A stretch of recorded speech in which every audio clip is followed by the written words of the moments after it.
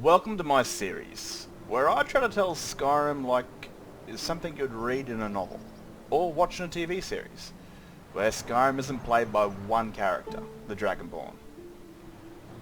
Where they're not the hero of Skyrim, or the master of all four guilds, or the champion of the Civil War. All those roles will be spread across all different kinds of characters throughout Skyrim, that come from all different walks of life, from good, bad, and the in-between.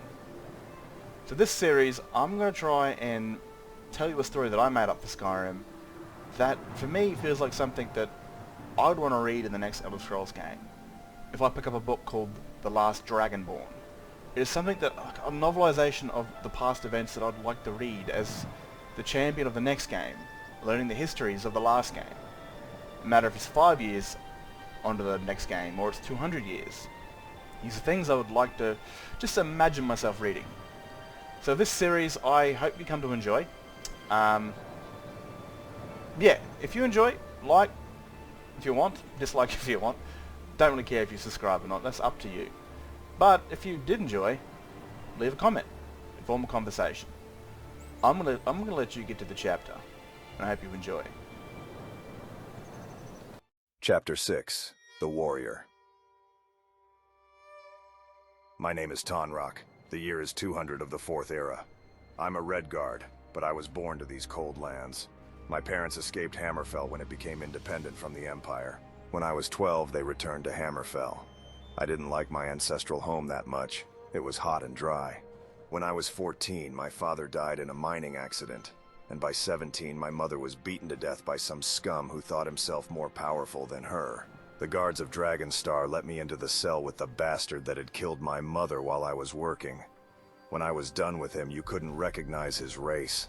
I left that dog in a puddle of his own making, where his face looked like he had a sparring match with Molag Bal. I had become a killer. I couldn't return to the normal world and be a carpenter anymore. Something inside of me woke up. The hunger to end life. That night in the tavern, one of Hammerfell's ruling families, the Forebears, were recruiting fighting men for the war with the Dominion. I decided to sign up and become a mercenary, and for years I fought for them, since the gold was okay. I was eager to get into battle and start ending elven life. Was something about that life, the heat of battle, the excitement of near death, the calm after the slaughter. I fought in countless battles against the Altmer soldiers. They even put a bounty on me. The bounty got so high, other mercs tried to claim it. That was when I understood the mercenary life. That you're on your own. After almost being killed by my own men, I decided it was time to head back home, back to Skyrim. It had been so long that I forgot about the cold. I grew up outside of Whiterun. Growing up in Skyrim, not being a Nord, I always wanted to be like one of the heroes of old. The battles, the heroics. Nord life was something you couldn't find anywhere out of Skyrim. The land so cold, but the people so warm to life. Maybe that's why I'll always prefer Skyrim to Hammerfell. The land is cold and harsh and unforgiving. But the Nords are all about companionship and honor. Where the Redguards of Hammerfell are all about who rules that or this piece of sand in a place nobody cares about. When I arrived in Skyrim, I went east to Winterhold. I was told not to, since there's little of anything there. But I needed work and somewhere quite to start. And if nobody is there, the people living there must have work for me. My father told me stories about Winterhold. During most of its life, it was the magical capital of Skyrim. That Nords and Elves would travel all over to study at the magical college there. But after the Oblivion Crisis, Winterhold sunk into the sea. And what remained was only a fraction of what was. I had no love for magic. The only time I'd seen it in use was Altmer soldiers burning men alive. Magic was weak. Those who used it had no honor. I was here for work. I kept my distance from the college. From what I was told, it was their fault this city sunk. And I can see why. They are the only remaining part of the old Winterhold. The Jarl was angry at the college. He wanted me to get him some old crown from Winterhold's glory days, when it mattered, so he could get higher in his position. It was very Breton of him. I was promised gold, and so I had a job to do. No crown was helping Winterhold matter to the other holds. Calling Winterhold a hold of Skyrim was an insult. What remains is a ghost. There's towns I've passed that had more people in them. Winterhold was that barren. It had no farming or mining settlements. It was a waste of land. Not to mention that it was freezing. I mean, it has to be the coldest place in all of Skyrim. Once I get my pay, I'm getting out of here, to never return.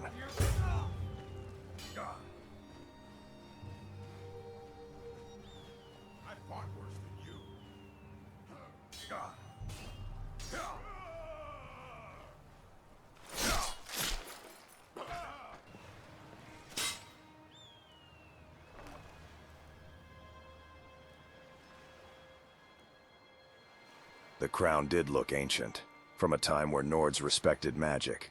But now these days, most will stay away from it.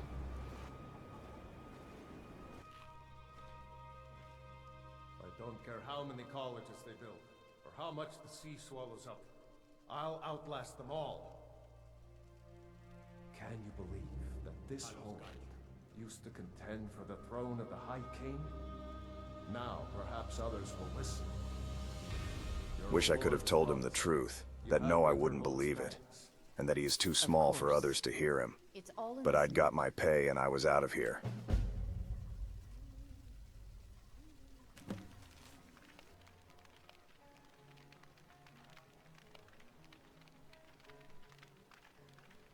After this, I'd head south to the Rift, a much more warmer climate, on a bounty job, after some Reachman or something.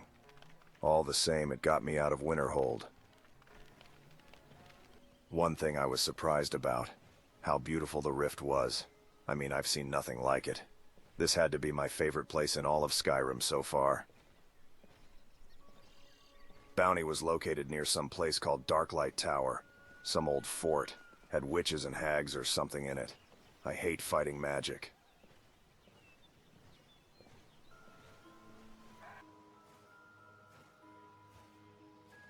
When I arrived, I heard some fighting behind the door. I was greeted by a young witch who had killed one of her own. By the gods, I know this looks bad. Let me explain. I called it home. Now I know that was a mistake. I am, or was part of a coven serving the hag ravens that live here. So was she.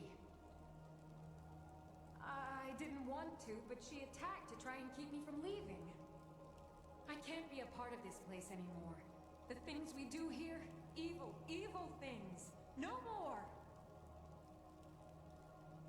We were supposed to find a sacrifice. Human sacrifice. I told her I couldn't do it and she attacked. I've done horrible things living here, but never taken an innocent life. I couldn't just find some person for them to kill. The initiation. My mother is going to become one of those things. I can't be a part of that.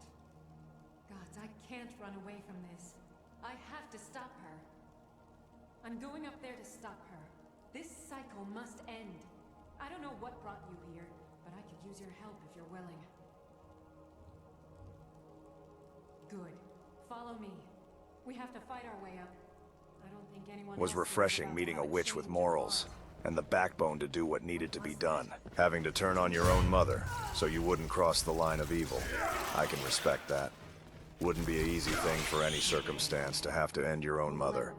But seeing how she was going to become a hag, I'd be doing all of Skyrim a service for free.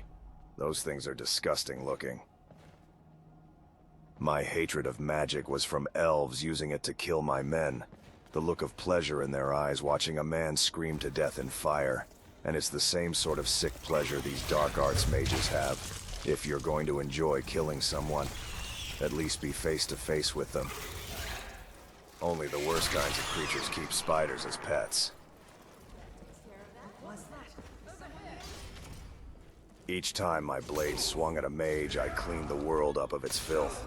One less weak coward to prey on the good folk of Skyrim. Damn! One of the hags nearby will have the key. You'll have to take it from here. I'll keep watch here. Unless you can pick the lock.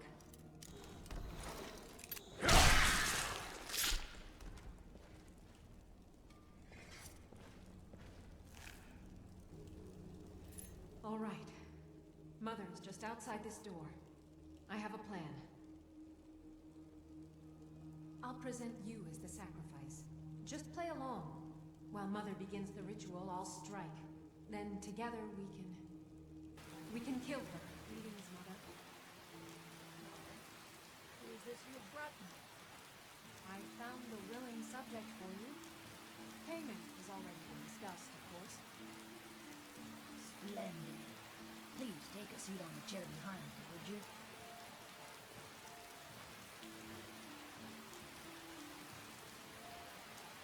I did attack her from behind without warning, but her kind deserve no honor when it comes to death.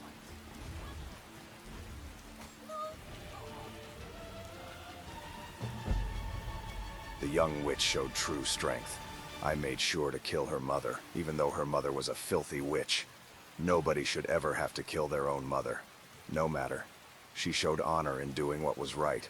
She said she was done with Darklight, and that she would venture north to study at the College of Winterhold. I told her the place was cold. Really cold.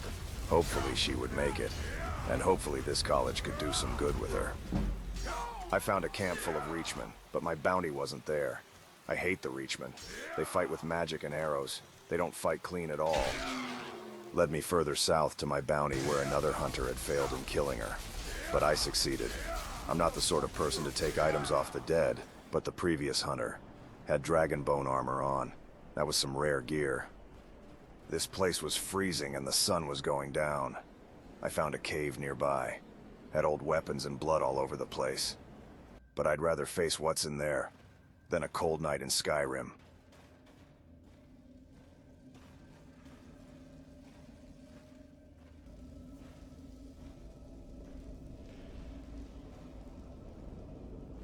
Some old ruin of sort.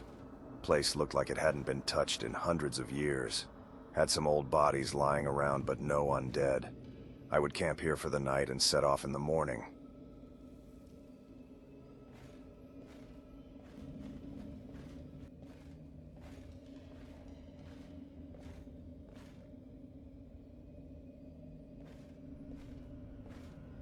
Didn't sleep well.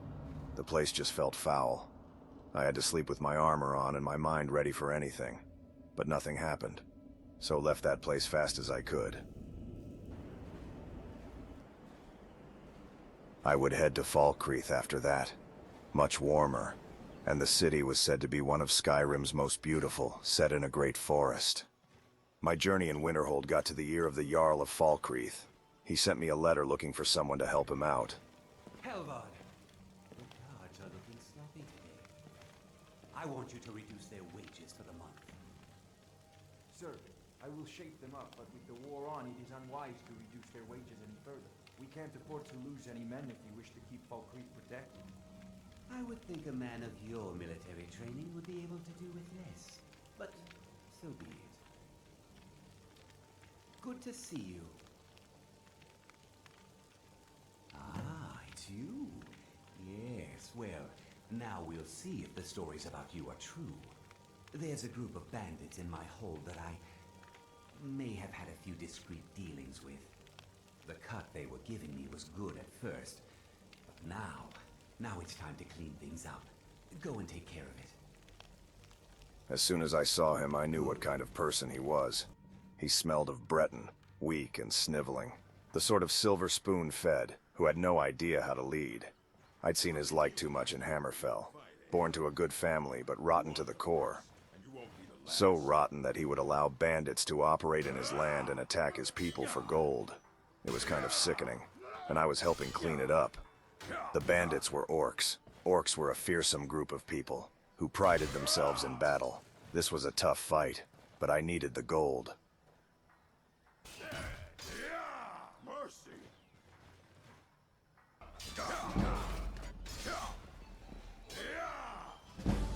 Most orc tribes lived in peace, but some set to war with anybody that wasn't part of their clan. These were one of them.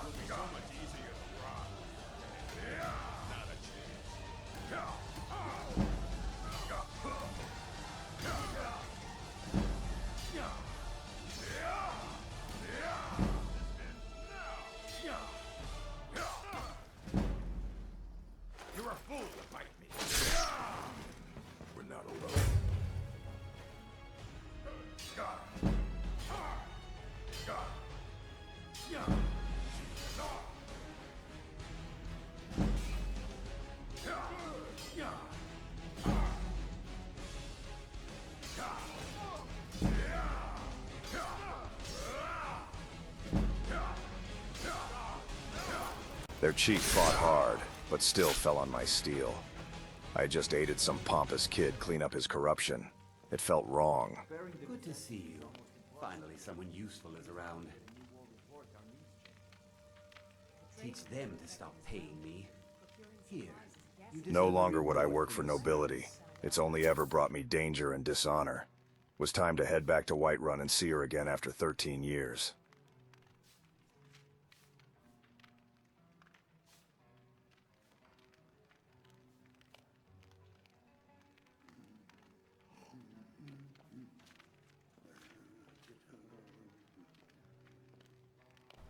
Just how I remembered it.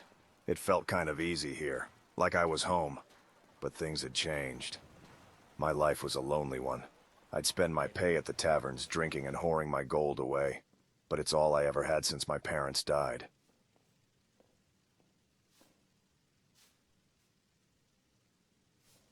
The next morning I bumped into a woman that brought back childhood dreams. Ones of heroic battles and to become a warrior of Skyrim's elite. If you wish to hunt with me, your feet need to be quick and your eyes quicker. An outsider, eh? Never heard of the Companions? An order of warriors. We are brothers and sisters in honor. And we show up to solve problems if the coin is good enough.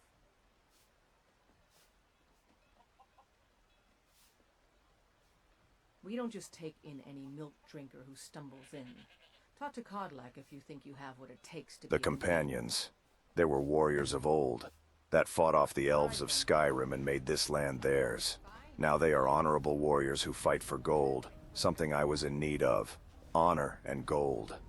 I needed to turn my life around, to find meaning.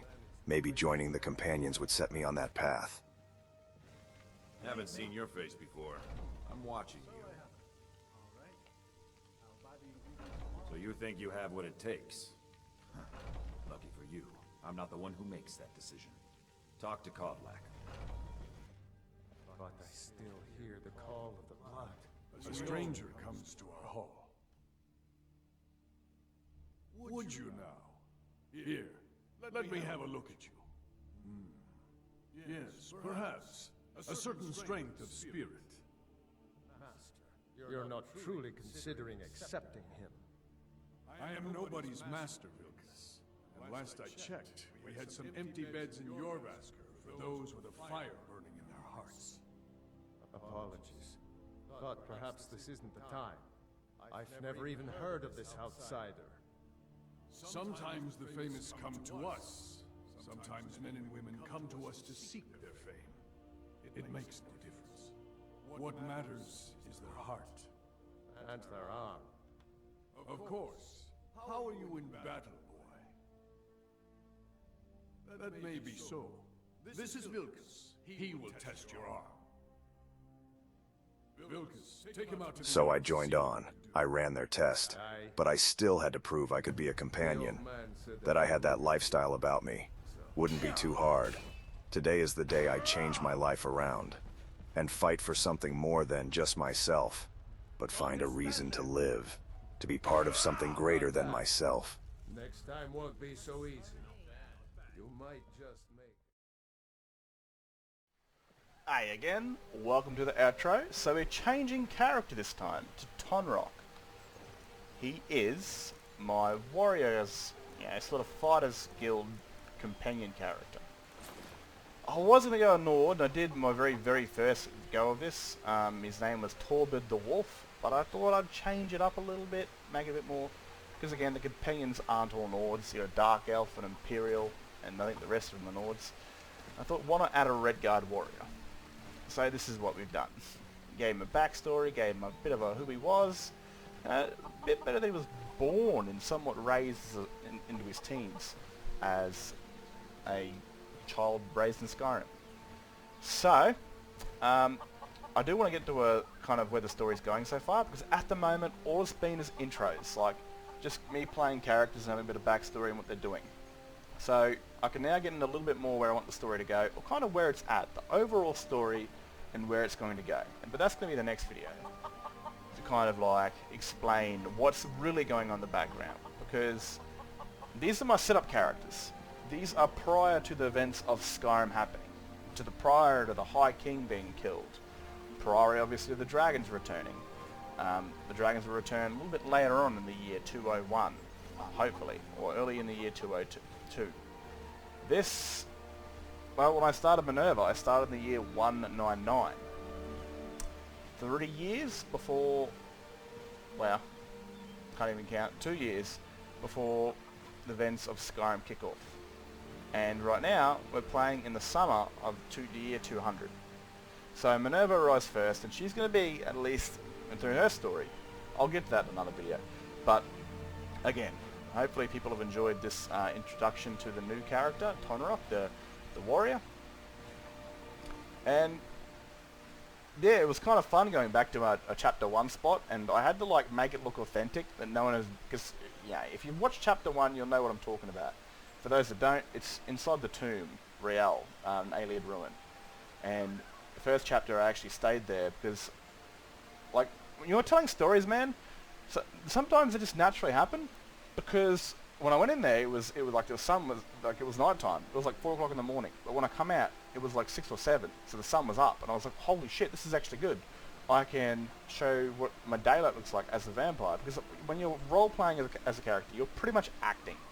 You know, you got to jump into their head, see how they, you know, you got to pretty much play them through the screen. You know, she's a vampire, so my nights look very beautiful, and you could see everything. My days were very ugly and bright, whereas as a human, they're quite beautiful. Well, as a mortal. So it was actually cool going back there to Riel, because he was in the area, and there was a cave there, it was cold, and night was coming over, so in her case it was waiting for the day to pass to get back out into the night. In his case, it was waiting for the night to pass to get back out into the day. You know, and so there's corpses that I walked past, so I actually had to use a mod called Undeath, I think it's called. Undeath FX, which basically allows you to resurrect them, like dead NPCs without them turning to ash. I used to go use the guardian, one of those guardian stones, and they'll turn into like a mummy or a skeleton. And I thought, for 200 years them being preserved inside of a cold tomb, I don't think there'd be skeletons yet. So I thought I'd just resurrect them, kill them, and then station them across the place, which made them look like they'd been sitting there for 200 years since Cecilia put them down. So I thought, I was really, and it took me forever, man, because it was just being a pain in the ass. And it probably took me like 30 minutes to get all that set up. But I'm really interested into the small details. I really want the small details to actually work. So hopefully those that have been watching since chapter 1 will enjoy that little detail. For the future stories, for like for the Archmage character, for the College of Winterhold character and the Companions character, I don't know if to do them in one like video that could go for 30 minutes, where it's just telling their entire story through the like, or do it in like the College of Winterhold, part 1, part 2, part 3. Hopefully I won't fit part 3, because I kind of want time to go through these things. Like, I don't want them to be like, you know, as a player, you're spending probably a day doing the quest, but I want these to go throughout time. So right now we're in the summer of the year 200, and in Minerva's story currently, she's in the winter of the year 199. So I'm a bit forward of the time. At this current time, she's in the College of Winterhold, probably dealing with all the crazy shit going on. But I want time to skip, so it's not just seems like it's been a week since they joined and became the leader of their guild. I want it to take place over a year. So that's what I'll do with that. But I'll get more into that in the next video, where I'll actually ramble about this, because I've rambled way too much in the outro about this. So I'll do that video up.